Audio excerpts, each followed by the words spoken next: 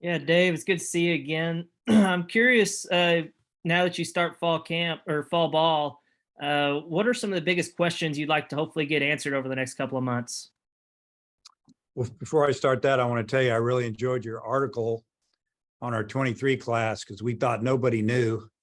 We even talked about it that I think the day your article came out, how we have this incredible class and we haven't heard a word about it, but it is football season and basketball was playing in Europe. But that was awesome. A lot of research on that one. I learned some things. Thank you. But what was your question again? No, I'm just kidding. So we got to learn a lot about ourselves this fall, mostly in the field.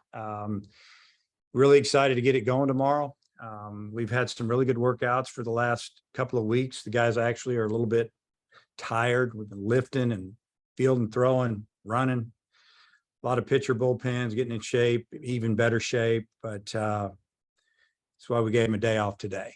And then tomorrow we'll work on a few things, and then we'll scrimmage at 3:30.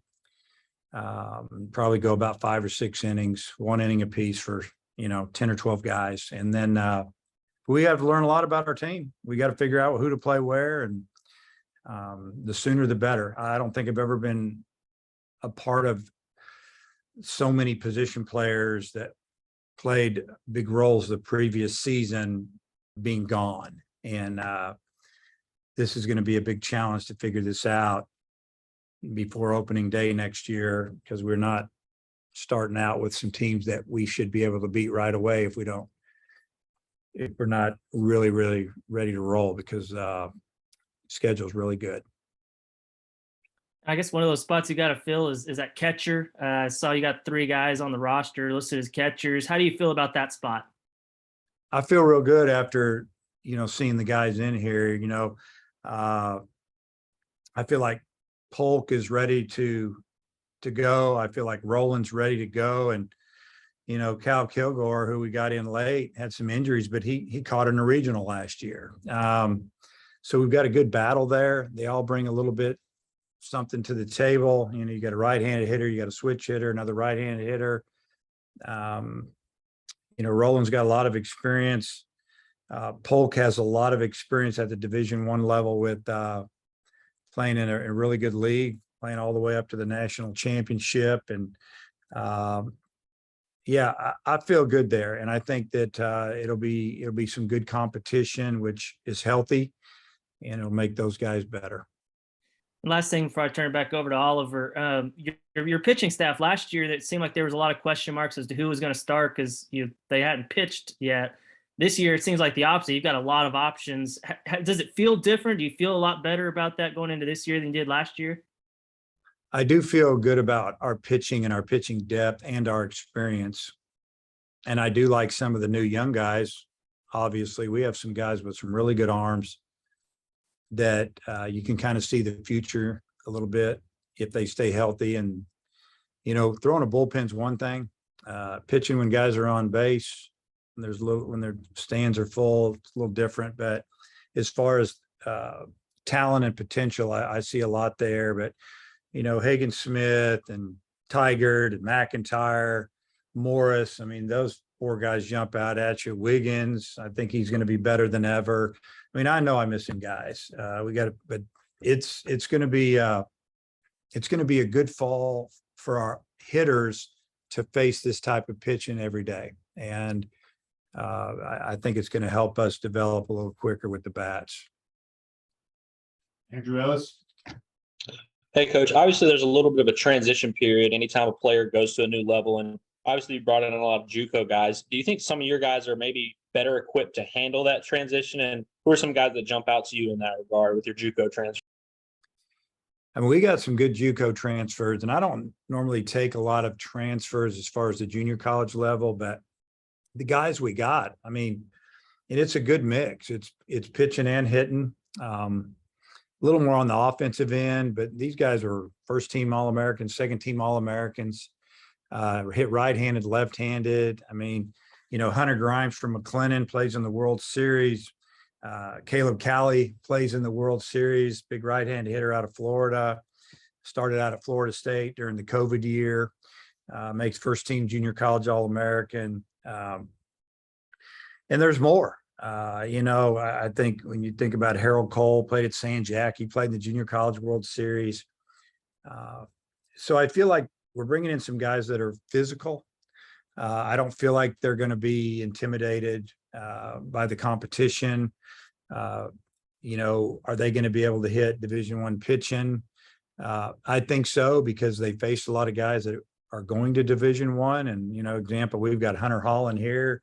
He was the #1 starter for San Jac. And, those are the type of guys that get you to Grand Junction. And a lot of those guys saw those types. So I do believe that the transfer is going to make a big impact. And I think getting, Jared Wegner to campus. I mean, he was the first guy that we called that got in the portal. And I remember talking to him 2 or 3 times when we were in Omaha. First team all conference player at Creighton. I thought somebody would sign him. Now that I have him to campus, nobody hits the ball harder than him on our team at this time. And, he looks like that he should lock down one of those outfield positions. So, but time will tell. But the transfer is going to be a big part of this team, because we had a special team last year. We got a lot of guys back from the year before that had a good team, that won a tournament, won a conference championship, didn't make it to Omaha, and then they came back and they made it to Omaha and finished in the top 5. So that's the way it goes. It's great one year, but the next year you kind of start over a little bit. Speaking of those outfield spots, Jace Borford had another really good summer up in the Cape. Obviously, he's got to, take it into the regular season SEC, but how good is it to see him continue to show he's that kind of hitter and he can be that kind of player for you? Jace, he got hurt up there again. And, but when he did play, he hit. He didn't hit very many singles, either a home run or a double. I think he had 19 hits and a couple of singles. It seemed like every time I checked the box scores, I get them sent to me every night about 10:30 from the Cape. And it was, when he was in the lineup, a lot of doubles, a few home runs, and, but there are a lot of days when he didn't play. He only played maybe half the time. So I think the key for him is to get healthy. I mean, he's still banged up now. He has some issues with his knees. And so I guess to answer your question, if we can get a healthy Jace Borford for 1 year, I think there would be a lot of pro interest in him. Left-handed hitter with power. But he's got to stay healthy, and he's got a lot of competition. But, that's our plan, is for him to be out there. Mason? Yeah, Coach, we saw Brady Slavins had surgery. I'm curious how he's doing, and, what's your plan for him? Is he going to DH, maybe go back to first this season? I'm not planning on DHing him, maybe here and there, but we're planning on him playing first. We had a great discussion with Brady and his father, after he didn't get drafted. And the first conversation between those two was with Coach Thompson.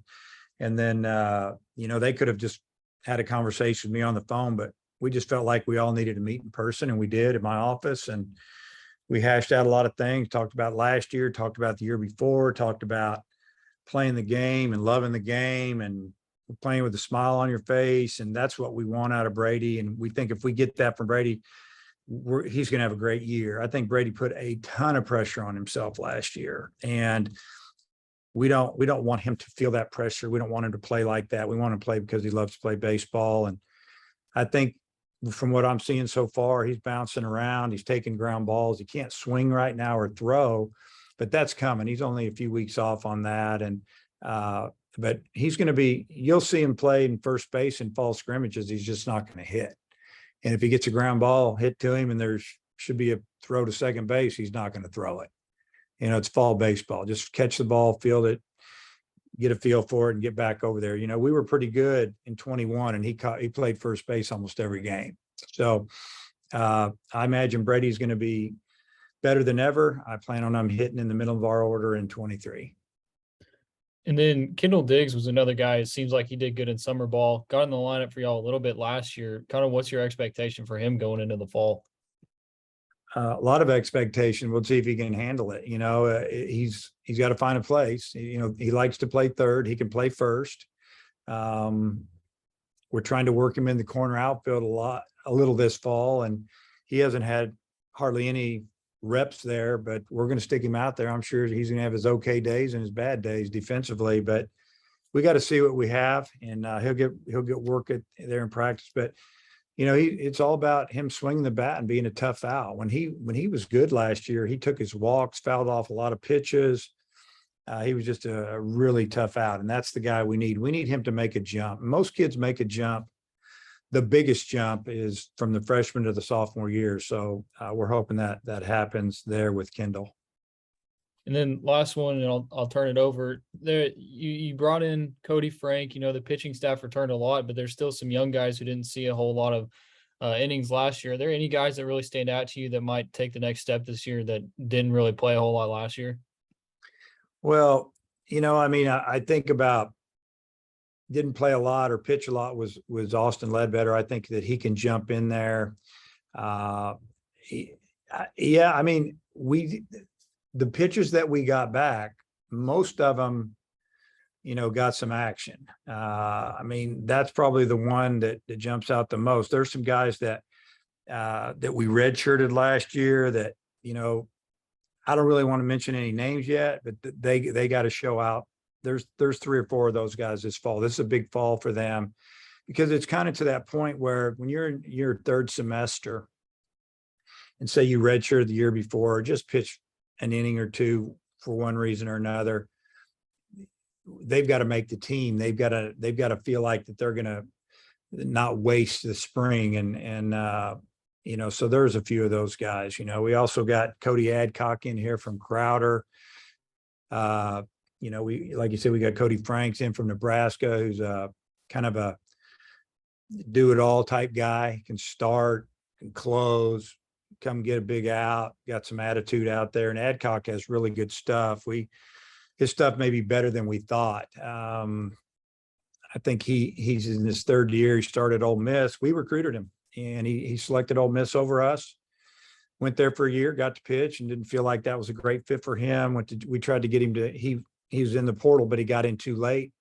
So he went to JUCO. We would have taken him. We signed him last fall, and he had a pretty good year, but I think the motivation is extra high now that he's here when he sees the competition. And, that's another older pitcher. So we feel good about experienced guys. We feel good about some freshmen. The guys that were in the program last year, this is a super big year for them. Dudley.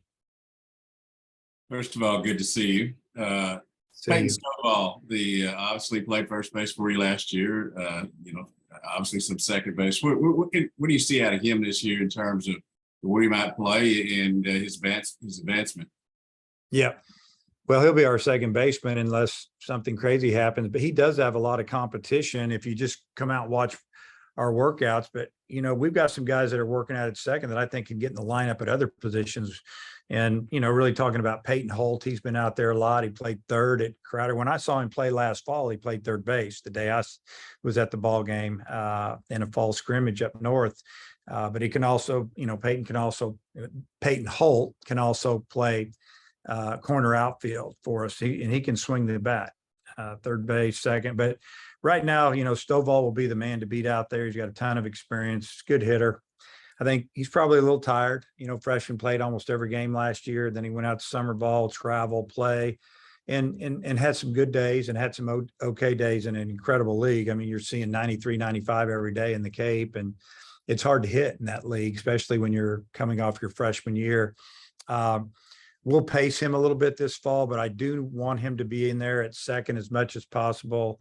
And then we'll do a lot of work there. But he's a really good second baseman. He kind of fools you with his quickness. Robert was like the Energizer Bunny out there.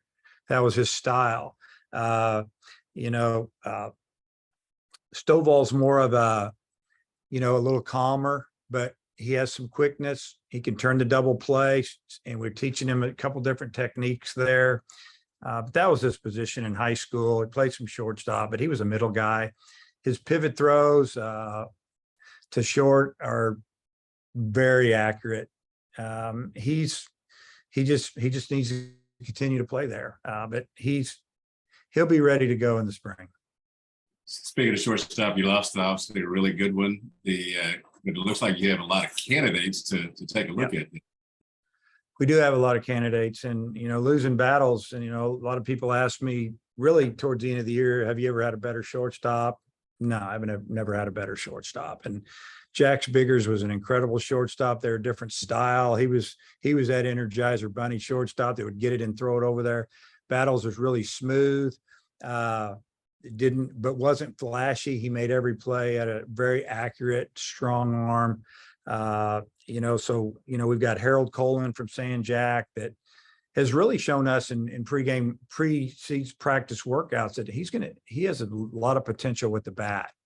And if he goes the other way, he can pull the ball and he can hit for power, but he's got power at the opposite field.